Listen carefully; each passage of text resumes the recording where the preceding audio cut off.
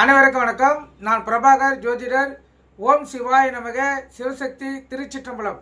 இப்போ நான் என்ன சொல்ல போகிறேன்னா, ஒரு ஜாதகருக்கு லாபகாபதி எந்த திசையில் அமைஞ்சிருக்காரோ அந்த திசையிலிருந்து லாபம் வரும். இப்போ லாபகாபதி யாரோ அவருடைய திசையை சொல்கிறேன், கருத்து கொண்டு பயன்பெறுங்க. அது அடிப்படையில் அந்த திசையில்,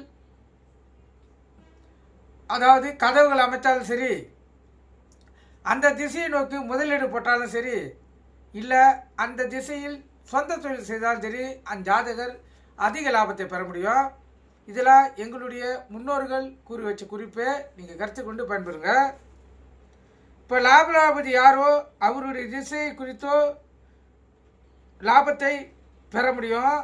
இப்போ சூரியனாக இருந்தால் கிழக்கிலிருந்து லாபம் வரும், சுக்கிரனாக இருந்தால் தென்கிழக்கிலிருந்து லாபம் வரும், செவ்வாயாக இருந்தால் தெற்கிலும் தென்மேற்கிலும் இருந்து லாபம் வரும், சனியாக இருந்தால் மேற்கிலிருந்து லாபம் வரும், சந்திரனாக இருந்தால் வடமேற்கிலிருந்து லாபம் வரும், புதனாக இருந்தால் வடக்கிலிருந்து லாபம் வரும், குருவாக இருந்தால் வட கிழக்கிலிருந்து லாபம் வரும். கருத்தில் கொள்ளுங்க. இப்போ நான் சொன்ன இந்த கிரகங்கள் உங்கள் ஜாதகட்டத்தில் எந்த கிரகம் இருக்குது என்று பாருங்கள். அது அடிப்படையில் உங்கள் தொழிலில் நஷ்டமடைந்தாலும் இந்த திசையை நோக்கி நீங்கள் முன்னேறி சென்றால் உங்களுக்கு அதிகப்படியான லாபத்தை உங்களால் பெற முடியும். வாழ்க்கையும் மகிழ்ச்சிகரமாக அமையும், சந்தோஷமாக வாழலாம். நீங்கள் கற்றுக்கொண்டு பயன்பெறுங்க. நன்றி, வணக்கம். வாழ்க வளமுடன்.